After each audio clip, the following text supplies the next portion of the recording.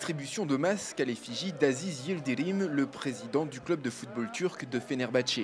Un masque pour montrer son soutien à un dirigeant placé en détention provisoire comme une trentaine de personnes du milieu. Elles sont accusées d'avoir truqué des matchs la saison dernière.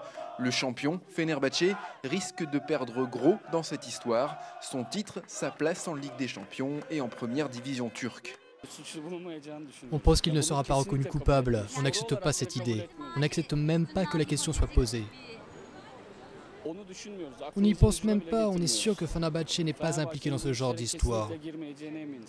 De l'autre côté du Bosphore, les fans du club de Beşiktaş, également soupçonnés, exigent pour leur part un grand nettoyage du football turc, même s'il faut pour cela en passer par la condamnation de certains administrateurs de leur club et par une rétrogradation. Ça ne va rien changer, on jouera en deuxième division, c'est tout. Beşiktaş va rester Beşiktaş, notre blason restera le même et on continuera à les supporter. Avec pas moins d'une douzaine de clubs impliqués en première et deuxième division, le visage du football turc pourrait toutefois beaucoup changer à l'issue de l'enquête. La reprise du championnat, initialement prévue début août, devrait quant à elle être repoussée. L'essence du football turc, sa qualité, son côté spectaculaire,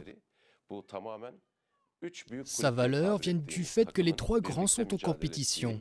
Sans cette rivalité entre Fenerbahçe, Galatasaray et Beşiktaş, le championnat perdrait tout ça. Sa valeur et sa qualité diminueraient.